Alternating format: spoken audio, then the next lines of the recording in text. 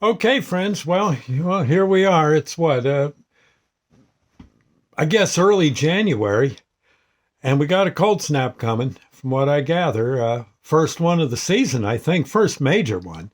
Evidently could be quite cold here in North Jersey, and of course out in Pensy, there too. And yeah, I guess we're in for a day or two of, trying to start the engine. Oh God. Oh, that's an awful thing to experience if you can't get her cranking. But as cold as it might be here in Jersey, I gotta say, when I lived up in Pensy, and this was now, what am I, older than dirt? This was maybe 45 years ago. In the late 60s into the through the 70s anyway, much of the 70s. I lived up in north central Pennsylvania with my first wife, Molly. We lived in a town called Forksville. Forksville was in the middle, pretty much the middle of an area known as the Endless Mountains. So relatively high mountains, north central Pennsylvania. It was about as cold as it was just impossibly cold.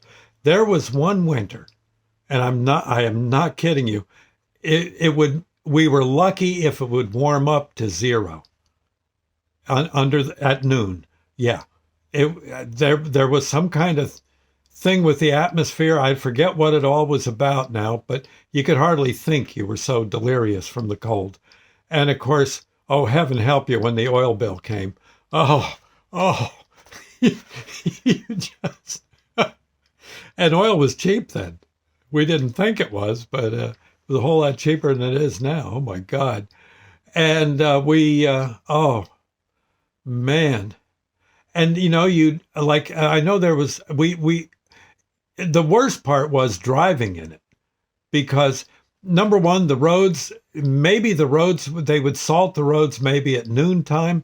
By nighttime, even with the salt on the road and how the salt melts the snow, kind of turns it to water. Well, it would be so cold it didn't matter that it was salt water. It still froze. So there you are. Now you're driving. Oh my God! Through into these patches of ice. It was, and of course, mountain roads are kind of curvy up and down and stuff. And in some cases, it's a long way down. You go off the road, uh, and the guardrails really weren't that all fired strong. Plus, there were lumber trucks all over the place, delivering wood one place or another to the sawmills and such. Ay, ay, ay, ay, ay. You just, oh, honest to Pete, it was absolutely insane. And again, there was, I would say, about a 2 month period. I forget the year, but we were easily, uh, you would just warm up to zero at noontime. And then it went downhill from there. There were, it was just insanity.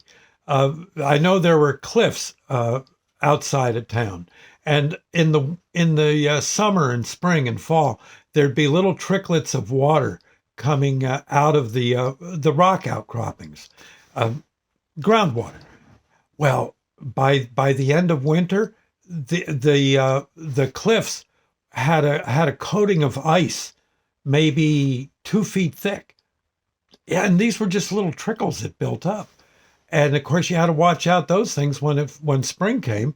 You had to watch out they didn't collapse and fall on you, or you come around a curve and there's one across the road, and gosh, I drove a Fiat back then. I mean, it was you could get killed. One of those things fall on you, or even if you hit one of those ice sickles.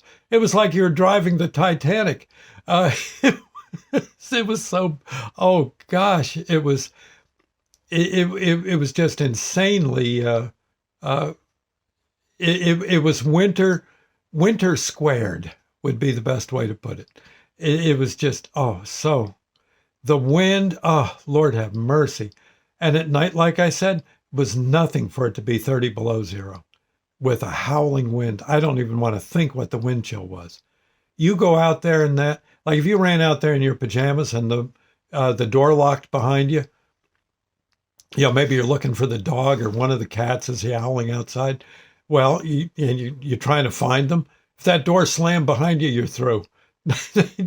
you, you'd just be in there, and they'd find you the next in spring in your tidy whities, you know, out there in the backyard. There he is. I found him, Ma. Oh, God love a duck. The only thing was firewood was cheap. Yeah, if you were smart, you got yourself a bunch of wood stoves, and that would supplement the oil burner, or worse yet, the electric. Oh, the electric. Oh, electric heat would just about kill you. I mean, you could have a heart attack, getting that bill. I mean, I think that was one of the classifications that the coroner got his heating bill. Uh, it was, oh my heavens. And again, ice on the roads just all the time.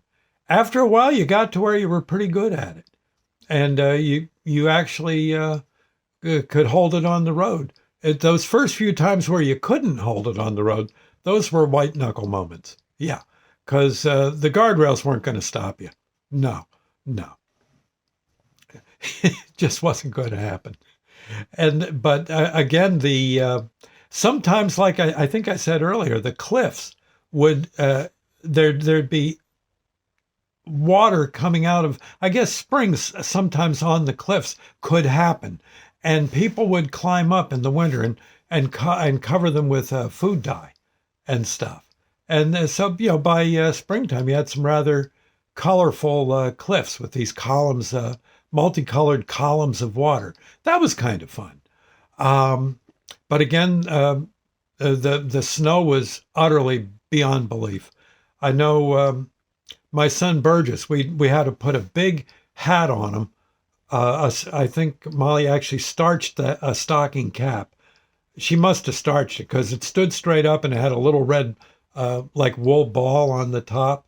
And that way we could see where he was out in the yard. All you'd see is this little ball walking around in the snowdrifts. Yeah. And he'd come in after a while. And, after a while, believe it or not, you actually get used to it. I don't ask me how, but you do. And, oh gosh, but then there'd be cases where people just went off the road, off a cliff, and they'd be discovered sometime in the spring, with them in their car. It just, yeah. No, I guess that maybe they weren't from the area and they just didn't quite realize that round that next turn there was a worse turn and maybe a cliff.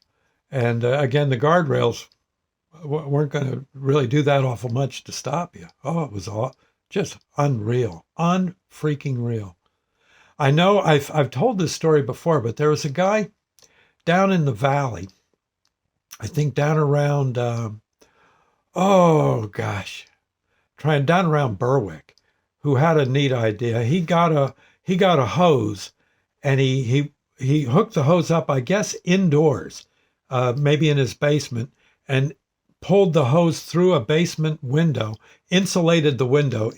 I kept it from kept the cold air from getting into his basement. That would have been lethal to his plumbing.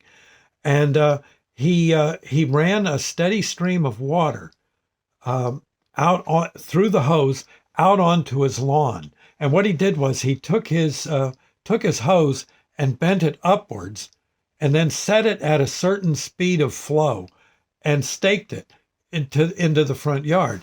And he would run the water, and the water would bubble out, of course, and spread.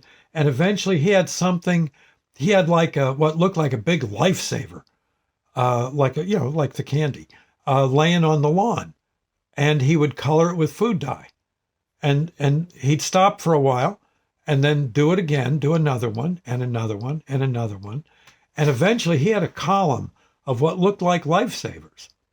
I don't think Lifesaver Company worked out of that area, but it's maybe like Lifesavers. I don't know. But he eventually got that column up to about, I'd say about 45 feet. It was pretty high. It was pretty high. It was good 2 to 3 stories up. And gosh, people had come from miles around to see that thing. And it grew and grew. And then I guess one day in the spring, when it finally got warm again, somehow, I guess the older ice was down at the bottom, and somehow it chipped away, and the darn thing went just like a giant redwood out in California. It just toppled over and kind of flattened his garage. Shame his car was in there too, but no, I don't think it was. God, I pray it wasn't. But it did get his garage. Neighbors, I think, all well in true Pennsylvania fashion, all gathered for a garage building later in the spring. It, and it was quite the sight. I think it made the papers. Yeah. Yeah. So, but man, I'll tell you, Pensy in winter, oof, better you should go to Florida. Although Pensy ain't bad. If you like winter sports, they got more than enough. More than enough. But all the skiing and snowmobiling and stuff. But honestly, they probably do better. Everybody just, if you got one of those good snowmobile suits, you were okay. You were pretty much okay. Just make sure all the zippers work, all that kind of thing, you know.